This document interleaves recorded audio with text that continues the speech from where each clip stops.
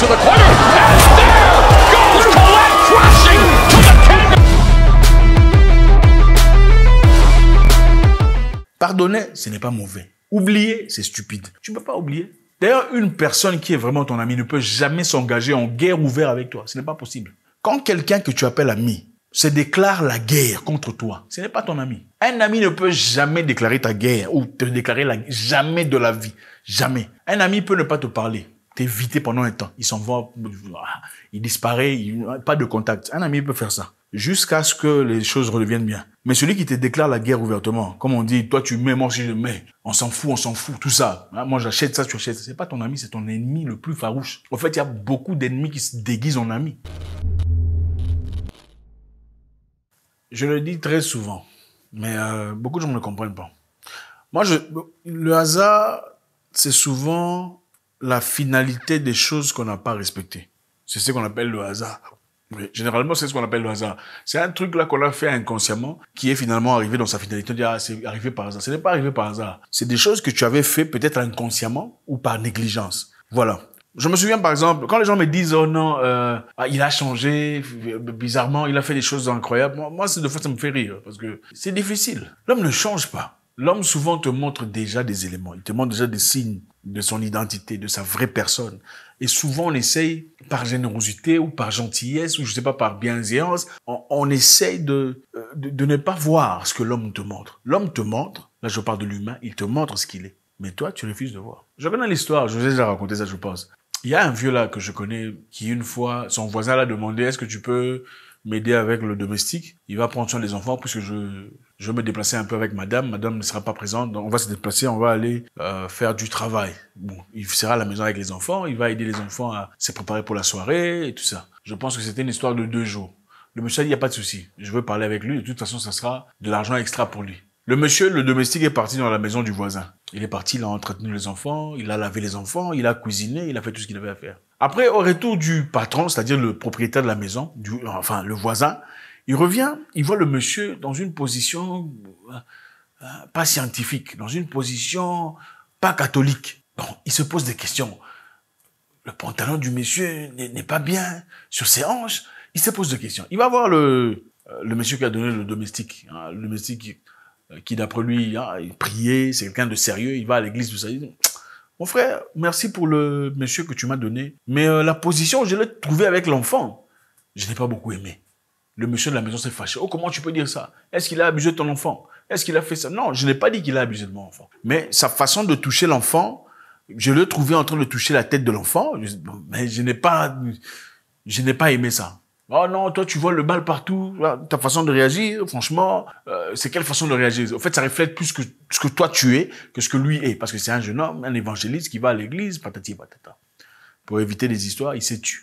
Il est parti chez lui en disant merci, en remerciant et en payant le monsieur l'argent qui lui était dû. Parti. 6 mois plus tard, le patron de cette maison revient dans sa maison, trouvant sa petite fille dans un bain de sang.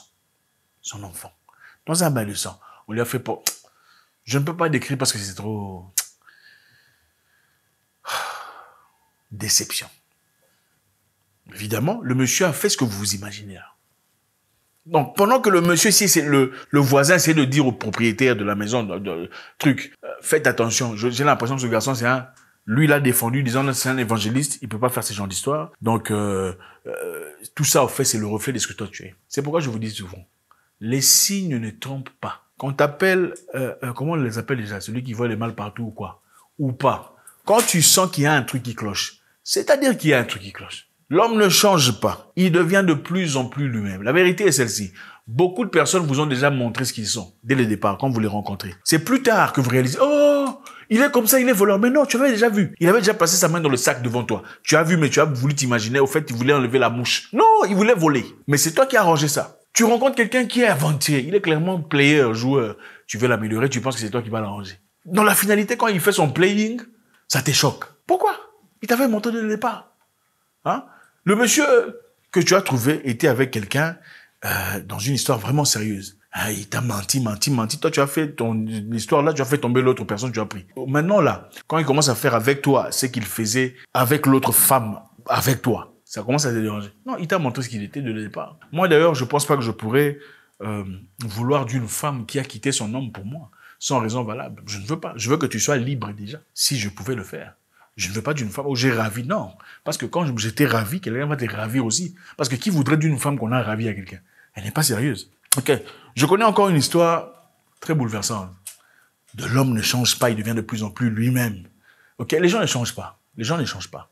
Je connais une histoire d'une personne très proche, qui très souvent, sa femme, à l'époque, quand ils étaient encore fiancés, elle avait l'habitude de dire, je m'en vais, je quitte. Si elle se fâche, je m'en vais. Elle ferme ses histoires, elle s'en va. Je m'en vais, j'en ai marre. Elle part. C'est pourquoi les gens qui font les j'en ai marre, je quitte. Il faut laisser tomber. Il faut laisser tomber. Je m'en vais, je pars. Il part négocier. Non, excuse-moi, tu vois. Même quand elle fait des erreurs, c'est lui qui demande pardon. Quand c'est lui qui fait des erreurs, c'est lui qui demande toujours pardon pour avoir la paix. Je m'en vais, je pars. Toutefois, je m'en veux, je pars. À chaque occasion, je m'en vais, je pars. Il doit négocier, s'excuser, tout le bazar. Nous, on disait que c'était quoi? C'était l'amour. Cet homme, il aime sa femme.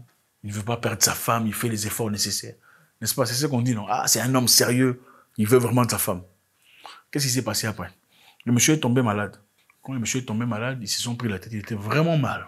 Vraiment mal en train de mourir. La fille a pris ses histoires. Elle s'est taillée. Elle est partie. Quand on lui a demandé comment tu es parti, ton mari est en train de mourir. Ils étaient déjà mariés à l'époque. Oh non, d'ailleurs, vous savez comment j'ai souffert dans cette maison. Vous m'accusez pour rien. J'ai souffert. Il m'a fait voir de toutes les couleurs. Oui, la femme, quand tout allait bien, elle n'a pas quitté. Elle faisait je m'en vais. Elle a attendu au moment où le monsieur mourait à l'hôpital. C'est au moment où le monsieur mourait à l'hôpital qu'elle prend ses clics et ses claques et ses tailles. C'est là qu'elle a le courage de dire, au fait, j'ai beaucoup souffert dans cette histoire, vous n'avez aucune idée. Et le monsieur est mort, seul à l'hôpital. Pourtant, il voyait. Il y avait des gens qui lui disaient, une femme qui tout le temps, moi je m'en vais, j'en ai marre, j'en peux plus. Qu'est-ce que tu fous avec elle? Elle va partir. C'est pourquoi je vous dis, quand quelqu'un dit je veux partir, il faut jamais supplier une personne, dire non, reste s'il te plaît, reste. Parce qu'en réalité, plus tard, même si elle reste, plus tard, elle te dira, non, il faut pas m'en vouloir, je suis parti. D'ailleurs, de toutes les façons, je ne voulais pas partir, c'est toi qui m'as forcé de rester. Moi, je t'avais dit que je ne voulais pas rester. Après tout ce que j'ai fait pour toi, oui, mais je ne t'avais pas demandé de faire ça. J'ai envoyé ta sœur à l'école, j'ai envoyé ta sœur au Canada, je fais ça pour ta mère. D'accord, mais moi, je n'ai jamais demandé que tu fasses ça pour moi. C'est ça la réalité. L'homme ne change pas, il devient de plus en plus lui-même. Vous rencontrez des gens, on vous montre déjà des signes précurseurs dès le départ. Vous choisissez de ne pas voir. C'est un aventurier, tu vois des grands chemins, mais tu dis, non, moi, ça va s'arrêter avec moi, tu vas sentir. Je connais encore une autre histoire d'une personne, un travailleur, courageux, bosseur, chef d'entreprise. Il était dans la technologie. Il a embauché quelqu'un qui venait toujours se mettre derrière lui comme ça. OK? Quand il travaille dans son ordinateur, le monsieur vient poser la question, oh chef, tout ça, derrière lui, en train de voir son ordinateur. Oh chef, il y a problème derrière, en train de regarder son ordinateur, son écran. Oh chef, tel ou tel est venu, tout ça, en train de regarder son... Il avait remarqué, il a même mentionné, j'ai l'impression que ce garçon regarde un peu trop dans mon écran. Pourquoi? Ah non, c'est rien, t'inquiète pas, je pense que tu es simplement en train de voir les choses là où il n'y a pas des choses. Donc à chaque fois que lui travaillait, il y avait un monsieur qui venait derrière lui pour lui demander quelque chose. C'était le subalterne. Mais chef, il y a quelqu'un derrière, mais en train de regarder son écran. Quelque temps plus tard, on l'a frappé. Son argent en compte bancaire, virement virtuel, inconnu, sans savoir l'origine et le destinataire, on a vidé son compte. Pourquoi? Parce que quand il était devant son ordinateur, il tapait, à chaque fois le monsieur venait, il voyait un chiffre, une lettre, un chiffre. Finalement, il a rassemblé les histoires, il a cogné le monsieur, l'argent parti. Pourtant, il avait vu. Il en a parlé à sa femme. OK? Sa femme lui a dit, ah bon, tu vois, tout ça. Et il a écouté. Mais les signes étaient là. Son frère lui a dit, non, ce monsieur-là, ce qu'il fait là, c'est inacceptable.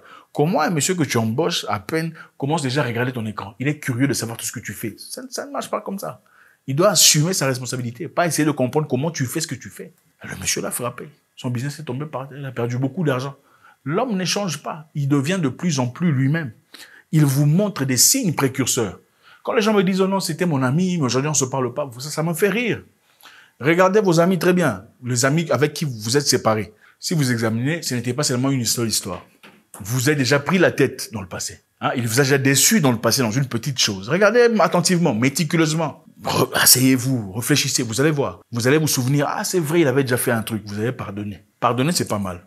Oublier, c'est bête. Pardonner, ce n'est pas mauvais. Oublier, c'est stupide. Tu ne peux pas oublier. D'ailleurs, une personne qui est vraiment ton ami ne peut jamais s'engager en guerre ouverte avec toi. Ce n'est pas possible. Quand quelqu'un que tu appelles ami se déclare la guerre contre toi, ce n'est pas ton ami. Un ami ne peut jamais déclarer ta guerre ou te déclarer jamais de la vie. Jamais. Un ami peut ne pas te parler, t'éviter pendant un temps. Il s'en va, il disparaît, pas de contact. Un ami peut faire ça jusqu'à ce que les choses redeviennent bien. Mais celui qui te déclare la guerre ouvertement, comme on dit, toi tu mets, moi aussi je mets, on s'en fout, tout ça. Moi j'achète ça, tu achètes ça. C'est pas ton ami, c'est ton ennemi le plus farouche. En fait, il y a beaucoup d'ennemis qui se déguisent en amis. Vous êtes dans un même groupe là, tout ça. Mon cher, vous êtes en comparaison, compétition, non dit, des comportements inédits, frénétiques. Comparaison, moi je suis dans quelle maison, lui il est dans quelle maison, moi j'ai dans quelle voiture, il est dans quelle voiture, moi j'ai acheté quelle voiture à ma femme. C'est ça vos ennemis. Un ami ne fait jamais ce genre d'histoire. Un ami veut te voir progresser, avancer, évoluer. Au fait, même si tu progresses pendant que lui progresse pas, c'est pas un problème parce que vous êtes amis. Les gens ne veulent pas de vous, on vous le montre dès le départ. Quelqu'un, salut, ça va. C'est pas ton pote. Celui qui est ton pote, mon cher, comment tu vas? Ça fait longtemps. C'est vrai qu'il y a des gens qui sont des Judas, mais ça se voit. Quand vous vous disputez pour des petites choses, qui a payé? C'est moi qui avais payé. Ce n'est pas ton ami, c'est un ennemi farouche. Comment est-ce qu'un ami peut parler de qui a payé, qui n'a pas payé? Bon, je vous encourage à toujours payer. Vous arrivez, il faut payer pour vous faire respecter. Oh, c'est moi qui ai payé. D'ailleurs, c'est moi qui ai pris la responsabilité. Je pris cette charge. Ce n'est pas ton ami. Oh, nous sommes partis en vacances. C'est moi qui ai donné le plus d'argent. Ce n'est pas ton ami. Un ami ne raconte pas ce genre d'histoire. Vous allez attendre jusqu'à ce qu'il y ait une vraie bombe, un vrai problème. Alors là, tu diras, oh non, je suis vraiment déçu. Je ne m'y attendais pas. Non, les signes sont là. Quand quelqu'un vient, moi, je suis bien habillé. Ça, j'ai acheté ça. C'est par commande. Ce n'est pas ton ami. Il n'a pas à te dire tout ça. Il t'a déjà donné quoi? Il faut ouvrir les yeux. L'homme ne change pas, qu'on ne vous mente pas.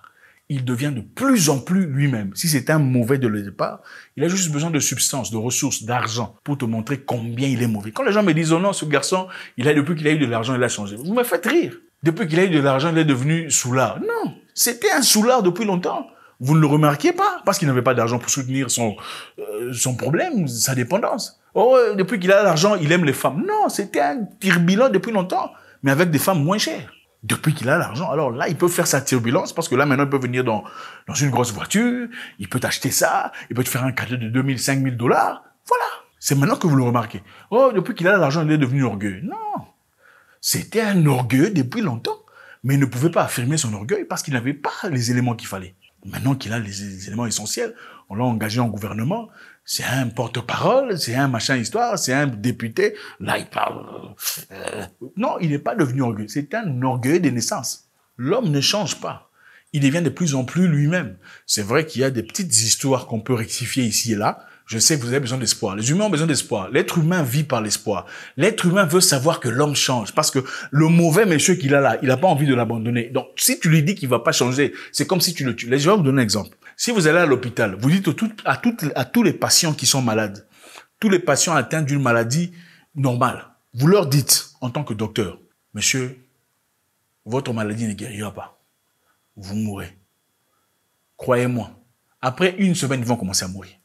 S'ils font confiance au docteur, ils vont commencer à mourir. Pourquoi? Parce que le docteur a tué leur espoir. L'humain vit par l'espoir. L'espoir d'amélioration, l'espoir d'avoir de l'argent, l'espoir de voyager, l'espoir de se marier, l'espoir d'avoir un visa. Voilà pourquoi les gens vont à l'église. C'est parce qu'ils cherchent l'espoir d'un visa, l'espoir d'un mariage, l'espoir d'une vie meilleure. Si tu dis à quelqu'un, même si tu vas à l'église, ta vie ne changera pas. Il n'ira plus jamais à l'église.